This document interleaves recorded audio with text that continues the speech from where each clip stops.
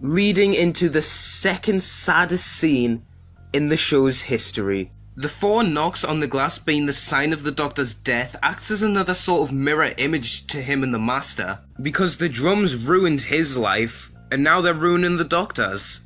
And hearing the cloud pass fade out and seeing the Doctor's happiness drain from his face was a truly awful sight. Watching him slowly pick himself up, the grief in his eyes only for us to see Wilf in the background, is an absolutely soul-crushing moment, knowing the Doctor went through the biggest trial and moral decision this character will ever have to face, only to survive, and then still have to die anyway, is fucking heart-wrenching. And the dialogue delivered to us through the Doctor and Wilf is fucking awful to watch, because you can just see the Doctor's state slowly worsening. At every delivered line you can hear his voice getting shakier and closer to just breaking down. The reaction shot of Wilf realising what he's done just tears at your soul. Because we know Wilf only did what he did to try and help the Doctor, but unintentionally he's caused his death. His honour to the Doctor has killed the Doctor. This is the cruelest bit of dramatic irony. The Doctor's reaction to Wilf leaving him marks the beginning of the most stupidly overhated scene in this story. The Doctor's mental breakdown. I don't know what it is with people who like this show just want all their characters to be perfect and without flaws. Do you have any idea how much less interesting flawless characters are? If every companion was a Mary Sue and the Doctor was a Gary Stu, this show would be shit. This scene works brilliantly in showing the 10th Doctor's flaws while also having sympathy for him. Because, while what he's saying is harsh, you aren't meant to agree with what he says about Wilf. It's a mental breakdown about how terrible and shitty his torturous and tragic life has been. When he starts talking about how Wilf had to get stuck in there, we can hear the rage and sadness all boiling inside. And we can tell his condition is about to worsen, as we've seen happen before. And the shots of Wilf being that shocked by what's said he can't even muster a word is just fucking... And David's performance here is fucking next level. The way you can see his anger at Wilf, but also his sadness and ongoing regret. The way he stops himself before he says anything worse shows him trying to restrain himself, but he's just had enough of the torture. And then Wilf, bless his soul, unintentionally making it worse. He's trying his very, very best to comfort the Doctor, show him more of their fatherly relationship. But the Doctor, overcome with grief and fury, can't stop his breakdown anymore and lets the worst of it out. That's what makes this scene so depressing to watch, because despite the Doctor and Wilf's brilliant relationship, this story and the 10th Doctor's life as a whole have shown us he's capable of vulnerabilities and making mistakes, because he's a flawed character. He isn't perfect. And Wilf is the person who looks up to the Doctor more than anyone, and having to watch Wilf see him in such a vulnerable state is fucking heartbreaking. While the Doctor screams the lines he could do so much more and that it's not fair is a totally justified line. If we take a look back at all the awful things that's happened to the 10th Doctor during his pathetic excuse of a life. Due to 9 dying, realising he loves Rose Tyler, the next regeneration is possibly the closest to a human the Doctor could ever get. If any Doctor was going to settle down and have a family, it would be the 10th Doctor. So his life starts at his highest point, in love with Rose Tyler and as a part of the Tyler family, only for him to lose them by the end of Series 2. His family, these people that he's loved more than the Doctor has ever loved anyone before, he's just lost. In Series 3, he temporarily becomes human and gets a vision of what his life could be like if he got to live like that. That's why the Blood two-parter ends the way it does, not just because the family are evil and obviously have to be stopped, but because any hint at family being stripped away strikes harshly with 10. So not only did he have to lose his chance of having a family again, something this Doctor wants more than anything, life I could never have, he has to essentially kill himself as well for it. 10 is the closest the Doctor will ever get to living a human life, adding more tragedy onto the Series 4 finale as he has to give that opportunity to someone else. While he watches the woman he loves live happily ever after, and then he has to erase his best friend's life. All of this is what pushes him over the edge, leading him to act the way he does in the Waters of Mars and the End of Time. Oh, and I also forgot to mention he loses his wife after only just meeting her, loses Renette after he gets entangled in her life, loses his daughter, and accidentally led someone to suicide, making this scene and this line my reward. But it's not fair! All add up, completely in character and all the more heartbreaking. Also, despite the fact that what the Doctor says is completely fair, the Doctor instantly regrets it and saves Wilf. The way Tennant performs the Doctor's regret is fucking magnificent. This entire scene is the exact realization to me that Tennant is the best actor this show will ever see. Nothing, not one thing this show had ever seen before or ever will see after can come as close to being as godly as he is in this scene alone. And this story too, for a matter of fact. And then, the brilliant line from earlier comes into fruition again. Sometimes I think the Time Lord lives too long. Lived too long. And in case you're one of these people in denial of Ten's brilliant arc, this line of thinking was set up in his 4th ever episode. I don't age, I regenerate. But humans decay, you wither and you die.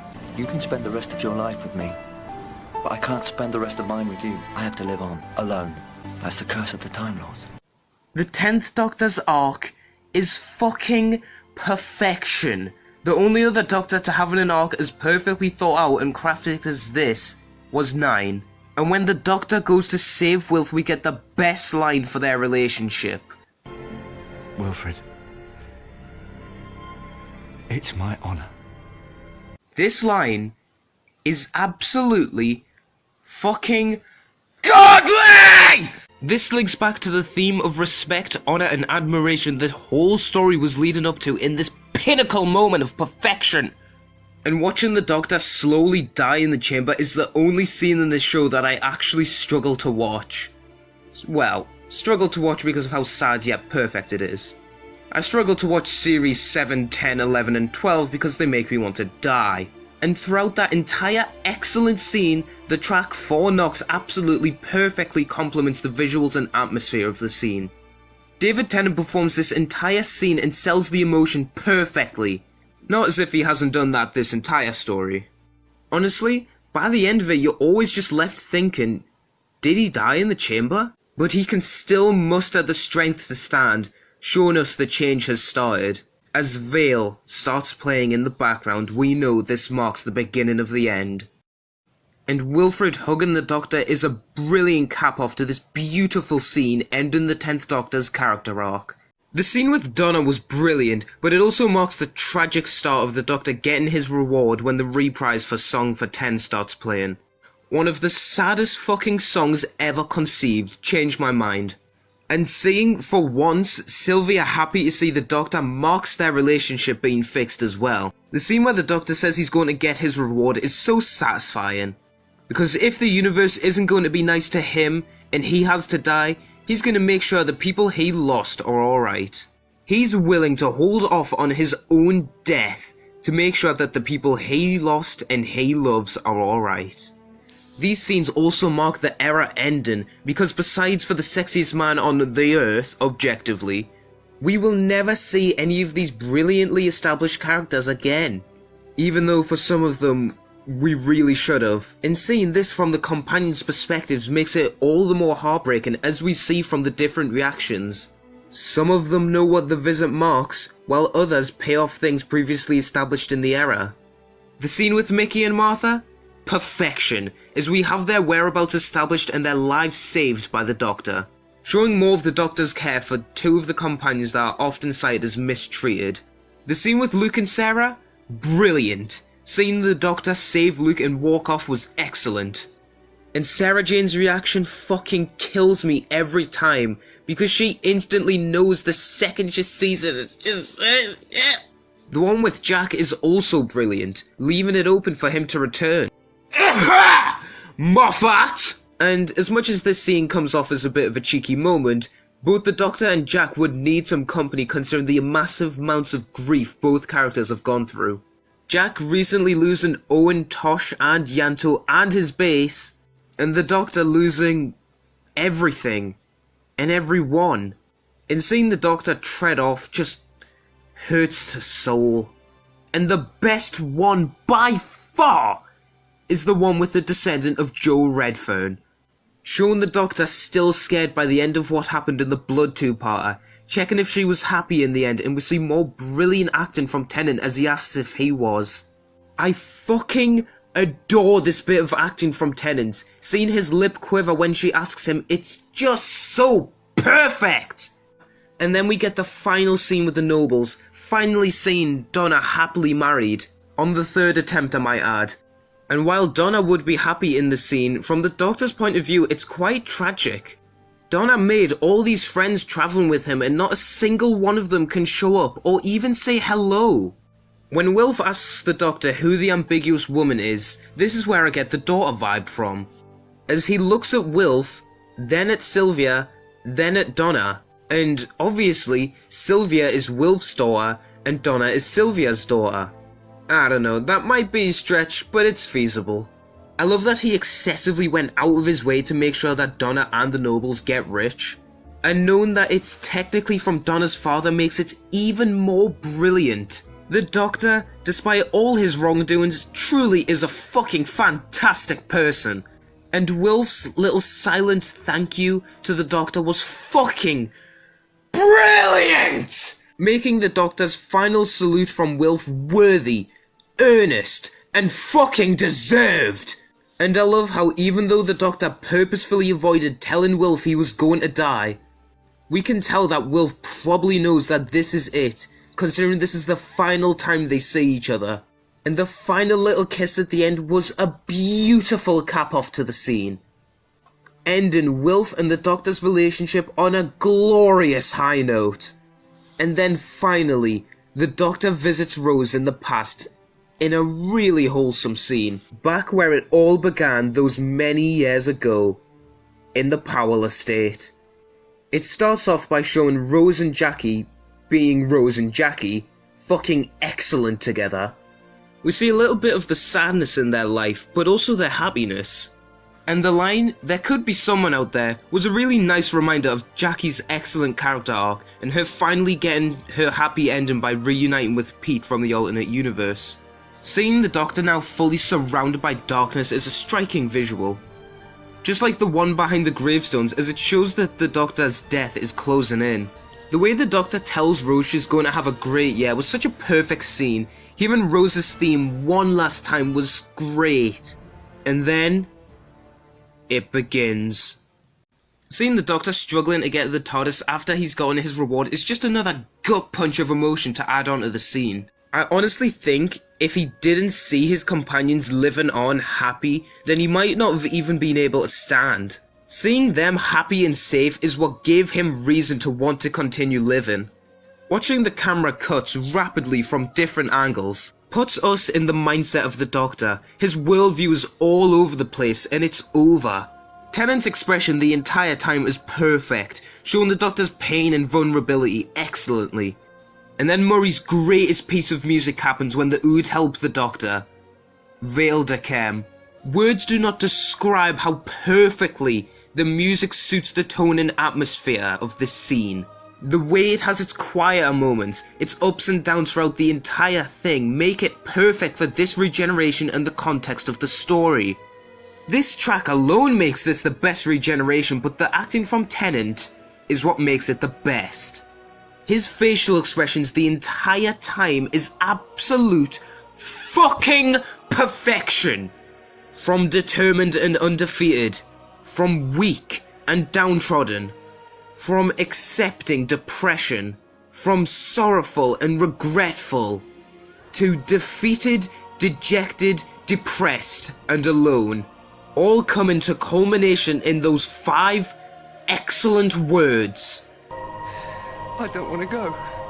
These 5 words are absolute fucking perfection! Holy shit! This Doctor, who has gone through more hardships than any other, lost more than any other.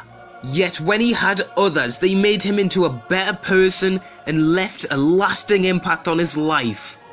Is dying, alone and sad in his TARDIS with nothing. This shows perfectly how traumatic regeneration is for the Doctor. While 11 died, he didn't show fear because he was in front of Clara. And 9 wasn't sad to die because he died realising he loved Rose Tyler and wanted to become a better and more human for her. And now this more human Doctor is dying, and it's fucking perfect. Vilda Kem's brilliance continues, and we are showing the last of the 10th Doctor's strength as he stops himself from fully breaking down before he dies. And the regeneration here is the best it's ever looked. The explosive nature of it here, destroying the TARDIS and ending the era, is just a spectacle to see. And watching the greatest Doctor to ever grace the show transform into Matt Smith, the youngest Doctor ever put to screen, marks the new beginnings for a new era of the show. Because, as the Ood said, "This song is ending, but the story never ends." So, that was the end of Time Part 2, and perfection isn't a good enough word to justify how amazing this story is. Every single thing this story attempts, it succeeds at excellently, making it even better than we could possibly imagine it being. The Doctor here, absolutely fantastic. David Tennant was already established as the best Doctor by far, but here, he's next level. The amount of range the Doctor shows here is incredible, from vicious bloodlust, to distant and closed off, to defeated admiration, respect, and a literal mental breakdown. This story solidifies that David Tennant is the best actor to play the role. The unique, interesting direction that they took this Doctor in his final days is far more interesting than anything any other Doctor has to offer. Everything in the 10th Doctor's life was leading up to this, and it's absolutely perfect! The Master, next fucking level. John Sim proves himself to be the best actor to play the role.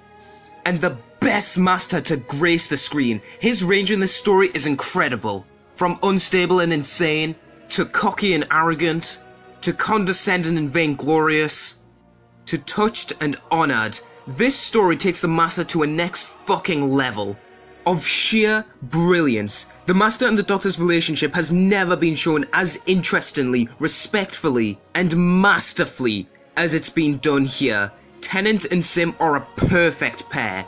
They take their relationship to a whole new ground in this story, and every possible aspect of it is perfect. Wilfred Mott yet again proves to us that he is the best one-time companion this show will ever see. His relationship of respect, honour and admiration him and the Doctor share is truly magnificent. Truly, we've never seen a relationship this brilliant, go through so much, yet still come out excellently at the end. The amount of respect and understanding between these two characters is fucking immense, making their relationship inspiring to look at. The Time Lords and Rassilon in the story are shown at their very, very best here, ending the Time War officially here, showing us so much more of what the Time War was than we already knew, and showing us the corruption of the Time Lords. And Timothy Dalton as Rassilon is the very, very, very best villain. No other villain demands that much screen attention, has that much presence, that much threat, and is able to raise that much tension, suspense, and intrigue in every single scene he's in. The amount of stuff crammed into the story is fucking amazing, and the fact that it's still cohesive and not a mess in the slightest is fucking excellent. So many intertwining character arcs and themes here, so much top-class character work and study here, it's fucking magnificent. The mirror images to the ending of 9's life as well is also fantastic. 9 ended the Daleks, 10 ended the Time Lords. This episode has the best acting this show has ever seen. It's the greatest scored episode. The direction is beautiful. The writing is impeccable. The villains are absolutely god tier. And it keeps the lore expansive and interesting throughout, making The End of Time the greatest story in all of Doctor Who.